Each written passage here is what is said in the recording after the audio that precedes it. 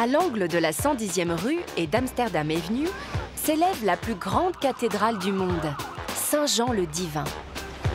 La construction de l'édifice a commencé il y a plus de 120 ans et, en raison du manque d'argent, personne ne peut prédire quand elle sera terminée.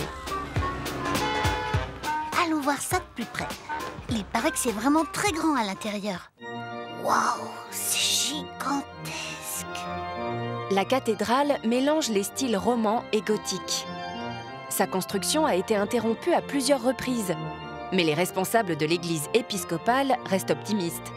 Ils savent qu'il a parfois fallu des siècles pour construire les grandes cathédrales européennes. Je me sens vraiment tout petit au milieu de ces colonnes. Ici, les chiffres donnent le vertige.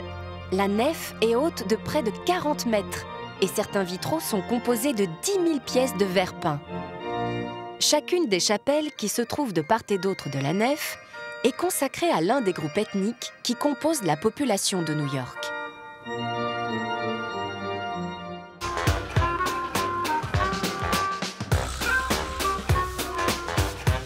La construction de l'édifice a permis notamment de perpétuer le savoir-faire des tailleurs de pierre.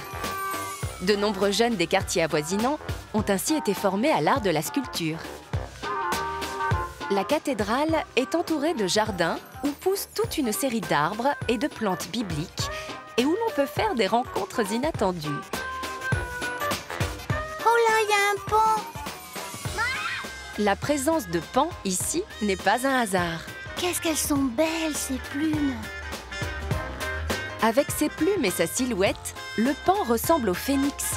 Le phénix est un oiseau mythique, symbole du renouveau perpétuel. Il est immortel. Dans une ville qui se renouvelle continuellement, la cathédrale est un défi au temps, un symbole de stabilité.